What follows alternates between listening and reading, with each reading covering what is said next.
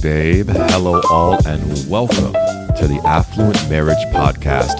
You're listening to one financial coach and one educator talk about living a rich and full marriage through generational wealth building principles, authentic two-way communication, and everything in between to become a couple that lives in love and walks in wealth. Your legacy begins here.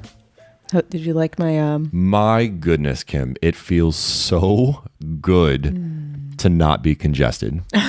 Can I just say that? For the last 5 episodes, we have been through the wave of some type of congestion. It has just been a grueling month of March. In fact, in editing, there was one moment where he was like, look at how many spikes we had to cut out because of when I've had a coughing fit or when he's had a coughing fit. At least 5 edits in the last video. And on average, 3 or 4 edits every video that I had to cut and splice and chop. And it's just, man, it was not make editing a little bit difficult. And when you go back and listen, I can hear it because it's my voice, but it was very nasal. You could just tell that it was stuffy, and I'm just like, oh, I hate this. I can't wait to get back. And here we are. You got to do what you got to do. Now it's getting nicer outside, and so spring has sprung, and our daughter is dealing with allergies, which I didn't realize she had, but apparently she does. And Daniel is dealing with a little bit of allergies, but nothing, not as bad as it was last to the month of March. Not as bad as that. Not even close. But we're back. We just got back from our spring break. We decided to take 1 week off because it's my business and I get to do whatever I want. And I decided to focus on my family. Flex. Your millionaire flex is that you're able to say when you don't want to do something in your business. You call the shots. And I made that shot. Yeah. That was really nice though. Took it and I made it. Yeah, we've been working really hard, and it felt really good to have a week off, to not have to do anything. We still did some, content, and we still talked. We dreamt a lot over that week, but it's nice to be back because we've got some stuff for you. So I want to kind of give us a review to remind ourselves of what we were talking about, which would have been now 2 weeks ago, but also the listeners. For them, if they just listen to episode 10, which is a part of Graham Fam, then they just listen to it. This is all, it's consecutive for them. But for us, it's been a little bit. It's been about 2 weeks. Yeah. So last pod, babe, we talked about creating a safe place conversation with your spouse. Mm-hmm. And that conversation that we had can be used as a centerpiece for every single conversation in your marriage. About every single facet of relationships, this thing that we talk about in that episode can be used. And it was really, really cool. We actually did a mock safe place conversation of what it sounds like when we have these conversations, a real conversation that we actually had. And we really work through and talk through every single step, every single part of why that conversation is so valuable in a relationship. And we really just go really deep as to why you say certain things the way you say them and what type of practice it took to get to this point. It was really good. It was definitely some marriage therapy, and we are not therapists. I am not saying any claim on it, but I will say that if you listen to that episode, it might have changed something about the way that you view how you talk to your spouse. You could use that safe place conversation for talking about your children's education and schooling, public versus private. Maybe that's a conversation. We've had that many times. Your home, moving, the space you want to live in, what your needs are, what his or her needs are. Right. What you want to do for vacation. Your dreams. Your dreams, whether you want to quit, your job. Oh, yeah. Career, for sure. Yeah. It's this type of conversation literally can be used in any part of your marriage. But today we're going to go on to part 3, which is our money talk about talking money with your spouse. Yes. But first, ladies and gentlemen, you're hearing this for the first time on this podcast. Is that I could probably add a drum roll to the No, edit. This one's perfect. Yeah, that's good. This is it. We have big news. We have an announcement. Something is coming this December, 8 months from now. Babe, tell them what's happening. Well, we are so excited because we are expecting a cruise. We are going on a cruise, but not just any cruise. We are going on a Disney cruise. But the girls don't know, so don't tell them. But they're sleeping talking right now, about so dreams, right? This is, hey, this is Kim's dream. Let's just be very clear. Now, am I Listen. excited? Absolutely. Is it going to be a great I was time? gonna say, you're gonna love it. I love an all-inclusive vacation. Eat as much as I want, do whatever I want. Like, But give it to me. we have never done a family vacation. Any vacation we've done with the girls has been to his parents' house, has been to, something with my family. And it's been very much like we only go places where it's not even on purpose. My husband and I have gone on plenty of vacations without the girls and had a good time. Had a good time. We've gone to Disney several times. We've gone on cruises. We've done all those types of things without the girls. So we know how to vacation, but we have not yet taken the kids, partially because it was just a lot of logistics. And so this is the first time that we're taking the girls somewhere, and it's just us, and we're going on a family vacation. So yes, it is something that I chose, but I know that my girls will love it. Like, they are going to. And I didn't want to do the parks because the parks is just a lot of walking, and they're not ready for that yet. I'm not ready for that yet. Don't ruin that magic for me of like walking around and being sweaty and like wrangling my kid that's like can't even like communicate how she's feeling because she's exhausted. We don't need that. So I felt like this was the perfect place for us to start while still getting the experience and the magic without having to have a huge park to travel. So. Right. Disney sells you on that moment where your kids first see the castle, right? But what they don't sell you on is like the bathroom breaks and like, it's like half a mile away to find the next bathroom and we got to get there, or the temper tantrums or like the exhaustion. I have my own. We're not ready for that. I have my own mini temper tantrums when it's just us going because I'm hot or because I'm hungry or I don't want to stand in line anymore, right? I cannot imagine that with a 6 and a 3-year-old. So yeah, our big deal last time was I did not download the app. I was so which mad. had like, what was on the app that was so important? Everything. Dude, everything. If you're listening to this and you are an avid Disney goer, can you just like, you should be making the same face I'm making, which I'm like, are you kidding me? Everything is on the app. I just like everything. So I don't know. Like, you had the app and I was like, I'm just going to follow whatever you say, and I'm just going to do whatever you do. Like, Kim knows the map, she knows the route, she knows the times. Like, you had it all, and I was like, if I need something, I'm going to ask my boo. So this is a really good like marriage like communication tip, right? It is not all be perfect and hunky-dory here, okay? Like, I just want to make sure that you guys know that we talk and we also walk the walk, but there's also moments where I'm like, why are you not? I think part of the thing is the last time we went to Disney, we went with a bunch of our friends, a couple friends. So it was a couple trip. There was like 3 of us, 3 couples that went, and we were having a blasty blast. And you know how when your husband gets with his guys, he just becomes a different person. Like, it's okay. It's cool. I get it. But he was a totally different like dude. And I was like, can you focus? And like, I need you to understand that we have a schedule for today. We have lightning lanes. We have reservations in places. People are expecting us to be, at this restaurant at this time. And I need you to navigate. And he was just like gallivanting around. We're going to have to put some pictures on Instagram because we actually, what do they call it when you show up to the park as a character? Oh, yeah. You Disney bound. So we Disney bounded as some birds. Huey, Dewey, and Louie. That's right. So I had to act a fool. I had to be my bird, my best bird self. Though. It was, I understand why, but I was like, definitely had one of those moments where I was sitting at a restaurant in Disney with all of our friends and I had like a grimace on my face because I was just like, why are you annoying. The way that you are? But anyway, that's just with us. I do not want to add in a mix of a 6 and a 3-year-old who are fighting and can't figure out how to like settle themselves down on top of that. Like, that would just not be magical, right? So at least those moments were few and far between, but they did happen. We're not ready for that. So anyway, yes, we're going on a Disney cruise in December. And it's exciting because it's a Christmas cruise and we're going on the Disney Wish. It's a Maritime cruise. It's a Maritime cruise. Get it? Maritime. Mary.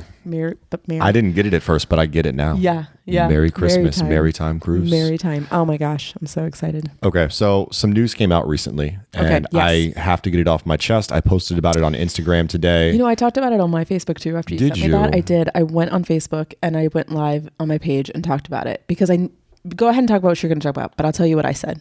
So I was inspired by Hamilton. It says, now place your bets on who you think that benefits. Yeah. Right? Ooh, sorry. He's so mad. Man. He's so mad. All right.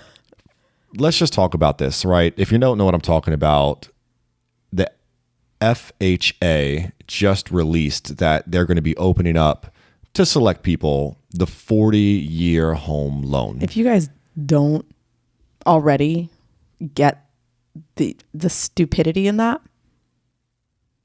listen up. Okay. So I get why it can be perceived as a good deal, because what it's going to allow is people who can currently not afford a home because they can't afford the monthly payment, because interest rates are crazy high and mortgage prices are crazy high. Homes are, and they're egregious. Like, they are very high priced. Like, I'm not going to belittle that. Like, that is very true. So what the 40-year loan is going to allow is monthly payments to be lower. So people that cannot afford a home will then be able to purchase that home on that 40-year loan, and their monthly payment will be low. That sounds, if you stopped right there, that sounds good. I can't afford a home because I don't make enough. I don't have enough money. But if I applied for a 40, I can't even say it. 40 years, I know, Kim. 40 years. That is half your life. I mean, you are signing a contract for half of your life. Like, yes, I will spend half of my life paying for this. I know that you can walk away from it and, whatever. But but that was my thing too. The thing that I talked about was the equity. Like, your equity goes down, right? You're not going to be able to put as much towards that. So the thing that I talked about was how, if you've ever looked at the interest versus the principal, right? Just that alone, look at it with your credit cards, look at it with your mortgages. If you look at the interest versus the principal, when you make a payment to your credit card, for example, and it's the exact same with your mortgage, you would think that if I have, $1,000 a loan, for example, you would think, okay, I'm going to put down $50 on this, let's just say, and it's going to go towards the principal, which is the main amount that you're trying to pay off. That is not the case. Majority of the payment that you make is going towards the interest. And so it takes a while. If you look at an interest map, it literally shows you month after month, if you're paying the minimum payment, how much of that payment, that minimum payment you're making, that goes towards the interest versus the principal. Majority of your payment goes towards the interest before it gets to the principal, which means it's going to take you years before you even touch the principal more than the interest. And that is the problem, because you're never actually getting out of debt. You're just creating more interest for yourself, and you never actually touch the principal. That is that's what they rope you into. That's what they rope you into. You hit the nail on the head, right? So we talked about what the pro is, right? How it could be considered appealing and why someone might want to consider this. Listen, when you sign a 40-year mortgage, okay, there's so much that could go into this. When you first sign on, there's a strong chance it pretty much is going to be this way. Your first payments, like maybe for the first few years, are going to be interest only payments. You're only paying You're interest. not even going to touch equity, like having equity in the home, right, until years down the line. Right. And so that's why I was saying, like, you're not you're not actually owning the home. It's not an asset. Like, it's not an asset. You can't sell it to make money back. Even when you do are like, hey, I'm ready to sell it, it's been 10 years. You're not going to have as much equity as you think that you should have, because you've only been paying on the interest. You haven't actually paid on the principal. And that right there is that's how they get you in everything, in credit cards and mortgages and anything that you have a loan with an interest rate. This is how they get you. Pay attention to the interest. Right, because a lot of people don't like renting because they say, well, every month I'm throwing away my own money to a landlord. I'm throwing away my own money to some organization. And like I want to own my own home so I can have equity. And when I pay money every month, it's almost like putting a little bit back in my pocket, because I'm putting it towards a home and I'm buying the home, and that's equity. That's an asset. This is not it. This is not that. No. When it's almost like renting. Like you're just paying someone. Like instead of paying a landlord, you're paying the bank back, right? Yeah. You're paying for that loan. You're just paying interest for those first few years. Yeah. And they're over there having a blast. Having a blast. Yes. When we talked to our realtor when we first moved into this place, she said most people stay in their first home, right? If this is your first home, you can't afford a home and you're buying you one for the first time. Like, do you remember how many years she said most people Isn't stay? It like 2 or 3? Or is it longer than that? It was somewhere between 3 and 5. Okay. Yeah. But if we're thinking about this example, within those first 3 to 5 years, you've pretty much built no equity. So when it's time to sell, right. And you're like, okay, well, I've put 5 years worth of, mortgage payments into this home. I'm going to use some of that equity that I have to use towards my down payment into the next place. Guess what? You have nothing. You got nothing. You got nothing. Thought this was going to be an asset for yourself, and it's not. So you find yourself in this position where you're stuck. You're stuck. And they're betting on that. And I even said in the live that I did earlier today, I was talking about the stimulus checks, right? Because you think, right, think about the habits you currently have, right? You're going to give yourself this self-talk. Okay, I'm going to get this 40-year loan. This 40-year loan is going to be it. I'm going to do this and I'm going to pay extra payments on it. And you might think that you're going to. You might have every intention to. But let me ask you this question. Your habits and your routine is going to be a huge indicator of whether that's actually going to happen. Do you pay extra on your credit card? Do you actually stay out of that debt? Do you pay extra on your current, like any type of debt that you have? Do you pay extra on it, on your student loan, on whatever? Do you invest even? Like, I mean, is there any type of money that you're actually saying, I'm going to put extra in my investments? Does that ever cross your mind? When you got stimulus checks in from the first couple of years when we were dealing with COVID, did any of that money go towards making sure that you had additional savings, going towards investments, paying extra on your credit card, paying off something? If the answer is no to any of those things, do not think that you getting a 40-year loan and saying, I'll pay extra on the loan is going to happen, because it's not. I can say that because you can look at your past patterns and realize you probably haven't looked at your finances, know where your money is going in the first place. So how in the world are you going to pay extra on that loan? Yeah. And here's my thing, right? We have a 15-year loan, and I'm not saying the 15-year loan is the end all be all. It's not for everyone. All right. I'm not saying that, but that's what we have. And this 15-year loan is going to be paid off in how many years, babe? Like we paid it off in 8. In 8, right? Yeah. But at worst case scenario, it's paid off in 15. Right. Right. Here's my point. If we had a 30-year or a 40-year loan, when you have years like we had last year where we had the month where the differential broke and that was like $2,000 to fix, and we had a month where the fridge broke and that was like $800 to fix, and we had a month where the dryer broke twice and we had to spend like $400 on that, and then you had quarters where your income was low, right? Are we going to be making extra payments to our house? No. Not during those years, because life happens. And I guarantee you most people are going to say, oh my gosh, I meant to pay extra towards this, but this. You will find those reasons every single month. And all of a sudden, 10 years have gone by and you have not made a single additional payment to the thing that you promised that you would make additional payments to. It comes down to your routine and your habits. If you're not doing it now, you're not going to do it. Don't get blinded by, a lowered monthly payment and 40 years. Oh, okay. I can do that. Don't, oh my gosh. Cause I can see people in like a decade are going to be like, this was the worst decision I don't even ever give made. it that long. You don't think so? I would say 3-4 years from now. Because people are going to recognize it was when they the go to worst sell, decision they or and they realize they don't have much equity, and they've been basically paying rent, just paying interest this whole time. And here was my point earlier, right? So a 15-year loan at worst is paid in 15 years, even when you have bad years, right? But that 30, 40, you think you're going to put money down, but during those bad years, you're not going to. Nope. In those bad months, you're not going to, and you're not going to really pay it off any faster. Right. We just got something, speaking of equity, I think this is important to note. We get something from our mortgage company that tells us how much we can take out of our HELOC. Okay. So a HELOC is home equity line of credit that you can take out. Yeah. You dip into your equity. You dip into the equity, and but you have to pay it back. You have to pay it back. There's still interest. It's a loan, all this stuff.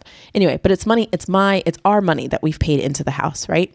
And I love how every quarter it goes up. Like it was like $70,000 for the longest time. And I just got something that said we could take out $100,000, right? Imagine. And this is, again, we've only been in this house for 8 years, not even 7 years. No, we have a 6-year-old. So yes, so 6 years. 7, because I was pregnant when I got into this house. So anyway, 7 years. So all that to say, like in 7 years, we've made $100,000. What? Like we've put that much into the house and paid off over $100,000 into this house, right? Like that's absolutely insane. Where in the world can you get those types of returns unless you put that much effort into paying? And we paid extra payments probably the first 5. We used tax returns and we used extra jobs. Sure. Yeah. But the last 2 years, we've kind of been keeping it cool because we've been putting more money towards other things like investments and, making sure we have other savings for other things. But still, that's been working in our favor. We have 100. If you do a 40K or 40-year loan, in 8 years, you're not going to have any equity. You're not going to have anything to borrow against, even if you attempted to do a HELOC. You're going to have nothing. So we went off only really talking about interest rate here and the terms. But I want to say this too, right? Sometimes when you fill out these or you sign up for these 40-year loans, sometimes you have fixed rate mortgages. Yeah. Sometimes you have adjustable rate mortgages, ARMs, right? And you've recently had a friend who's kind of gone through something like this, right? You had two friends who both took out HELOCs. One had a fixed rate, one had an adjustable rate. Mm-hmm. And because it was a variable rate, the rates have changed recently. The interest is higher. Mm-hmm. Their monthly payment went from like $500 to $2,000. Something drastic. That's no small number, right? And it's the difference between her staying home and living out her dream life of being able to be home with the kids, homeschool, and start her own business, and being stuck at a job that she doesn't really care for. So you need to look at the fine print when you look at these things and make sure you understand those interests. You understand fixed and variable and what that impact could be later on, right? Yeah. Look at that chart. The interest and principal chart will completely blow your mind with your credit card and your mortgage. Look at that chart. It is very much available. You can easily find it. See where your money is going every time you make a payment. I guarantee you're going to have a different thought about this. I'll bring the chart to you. I'm going to read this to you real quick. Oh, okay. All right? Do it. Okay. As a quick example, let's do some quick math. Okay. Let's assume you have $225,000 in a loan amount on a house with a $250 purchase price at 4% interest. Okay. So basically you put down about $25,000. Your interest rate is 4% and your loan is $225 because you put 25 down. Yep. Okay. On a 30-year term, the monthly payment is around $1,074.18.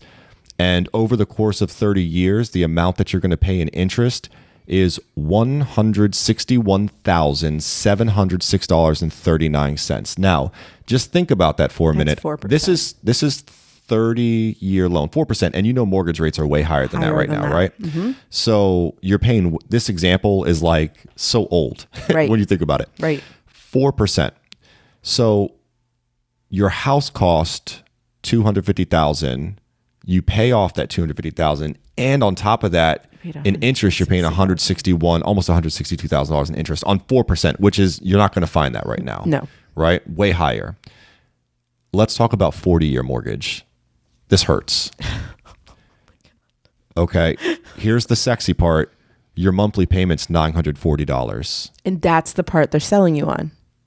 Watch for these things. Your monthly payment's $940. You're like, okay, that's a little bit more reasonable for me. That's a little bit more affordable. That's within my means. I can make that happen. Okay. But the total interest paid over 40 years, $226,373. That's huge. That's a significant difference between the 30 and the 40, right? $161,000 versus 226. That's a massive $60,000, $70,000 difference in those 10 years. And remember, your loan amount was $225. So you pretty much the interest paid is $226, right? Right. You pretty much bought two of the same houses over 40 years. And you're hoping that the house prices go up. Right. But you don't know. Because I don't truly believe a house can be considered an asset. You look at, a lot of people thought their home was an asset, and then 2008, 2009 happened, and they realized their home was actually a liability. Right. So you just don't want to catch yourself up in that, right? There's so many other options out there for you to do. And I think you have to really think about that toddler baby. I've been talking to my clients about this often. The toddler baby within you is like that baby that's like, oh, but I really want to have a house, Kim. It makes me feel so good to have a house. I get it. But at what cost? At what cost of your future self? At what cost when you decide that you want to quit your job because you want to stay home with your kid? When you decide that you want to go on more vacations and spend more time with your family? When that family member is sick and you want to take off and be able to be with them? When you want to have additional cash flow to do whatever it is that you want to do? At what cost are you willing to chain yourself to 40 years and basically paying for an additional house. Yeah, I'm going to leave it with this, all right? Because we actually need to move on to our guys. conversation. No, I'm not we're sorry. not sorry. Listen, not sorry. Just because the monthly payment is affordable doesn't mean the house is affordable for you. Yeah. Right? Yeah. Oh, I can afford $940. That doesn't mean that $225,000 loan is affordable for you. And you can't always think to yourself, oh, and I'm not saying that you don't want to believe that you'll make more money. I hope you make more money. I hope you do. But you don't want to chain yourself to be like, I hope I do. I hope I do. Give yourself room to breathe as you walk into the situation. Hey, this is Kim Graham from the Affluent Marriage Podcast. We hope you're enjoying what you're listening to so far. But if you're thinking to yourself, man, I wish I knew more about what's going on in Kim and Dan's world, I want to ask some specific questions and be able to get extra resources, well, you might want to think about joining the Graham fam. Now, I know I love exclusive content and I love having more of Kim in my life. And if that's something you're interested in, you can be a subscriber and you can get exclusive episodes that no one else is going to hear that's going to help you build generational wealth and have more authentic two-way communication. Links are down in the show description. You'll be able to click and see more information about Graham Fam, and we hope to see you behind the scenes. Have a great one, and let's get back to the show. Okay. We'll have to do this another time to talk about that needed to be said much. Because it just blew my mind hearing that earlier today, because all I could think about was that. And I'm glad I just had a chance to just get that out. I feel better. We should. I feel okay, better. so we have a YouTube, right? So if you're watching this on YouTube, what's up? Put us in the comments, like, subscribe, all those words that I can't say. We should just splice that one part and just do this as For sure, we can do that. Because that, not just for the podcast can hear the whole thing, but because that needs to be shared because it's such a good, people need to hear this. You know what else needs to be shared? How to create a safe place with money. Let's do the this. money talk. The money talk. So during the Graham Fan Pod, we broke down, we had a mock conversation where we went into great detail about an actual safe place conversation that we had. A real conversation. And we broke it down piece by piece and made actionable steps of how you can have this safe place conversation with your partner. And that was episode 10. Today, we're going to do something similar, but we're not going to go into as great detail about how to cultivate that safe place conversation, but we are going to kind of hyper focus and zoom in on talking about specifically money, right? The safe place conversation could be about education, careers, vacations. I mean, it could everything. You could put that into anything. Yes. I will also say, if you have not, consider joining Graham Fam. It is a paid subscription, but it gives you access. We do additional episodes that are more of a deep dive. We want to do Q&As that are live, or just be able to answer your questions more in depth in our calls or in our podcasts. And we want to be able to give you guys resources every now and then, and just really, really want this place to be a space where you can ask more questions of us so that we can give more value to you. So yeah, make sure you check it out, and you should be able to look in the link in the description and get more info there. Love that. So like I said, we're going to zoom in a bit more on money today with our safe place conversation. So we are going to create a safe place about money with your spouse. That is crucial for productive and healthy conversations. Here's some tips that we're going to provide you to create a safe environment to discuss money matters. Tip number 1, choose the right time and the right place. Make sure you choose a quiet and comfortable place where you can both sit down and talk without any distractions or interruptions. It's also important to choose a time when you're both relaxed, you're not stressed, and you're definitely not in a hurry. Correct. That's the best. So Kim, for you and I, what's a good time? Normally it's after the girls go to bed. We actually have it down. Once it becomes something that is more routine for you, where you guys can have these conversations, you kind of find times to just have the quick conversations, and they can be done really fast. But when we first started, we did our conversations at Starbucks. We had no kids, so it wasn't like we needed to be, whatever. We just didn't want to be in the house. It's easy to get distracted. So we went to Starbucks, but got ourselves a nice little latte and then talked about money. But a good time for us currently is after the girls go to bed. In fact, at the timing of this, it is now 10:03 in the evening. This is the best time for us to do podcasts. So stop making excuses that you don't have time. Right. As of 15 minutes ago, our daughter was still awake back there, just chilling out in her bed.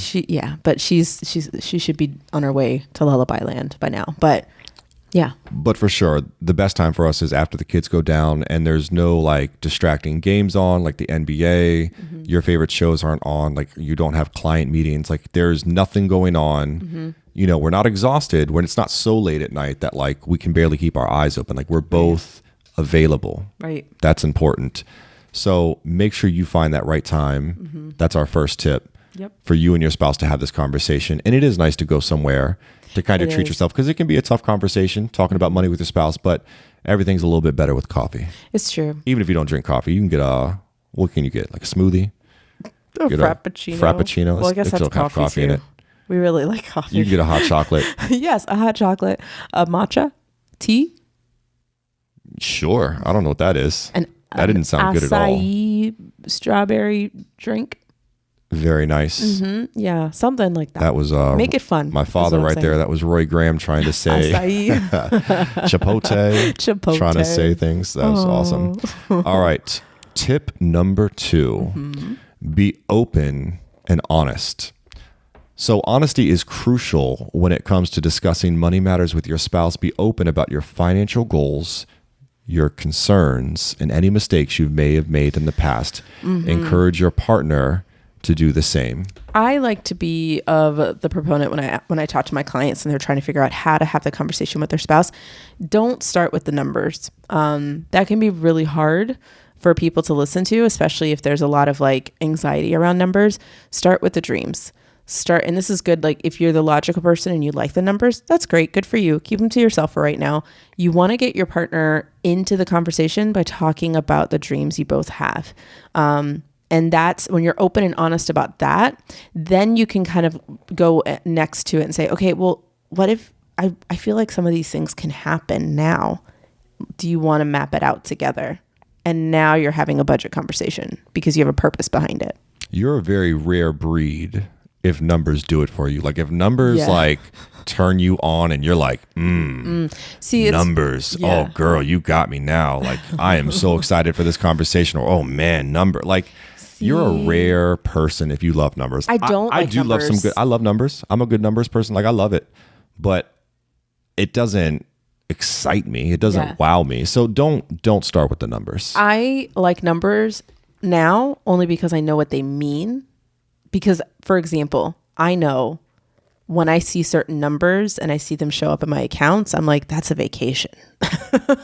So to me, numbers make me happy. Doing the work of knowing what I need to make, or knowing what we are spending, or knowing how much we're saving at the end of the month makes me excited, because I know that's the difference between me like waiting another month for, whatever thing we're going after, or me being able to get it this month if I just like, tweak some things around with my certain habits, right? So I always have some type of like tangible excitement around it, which makes me excited to look at my money.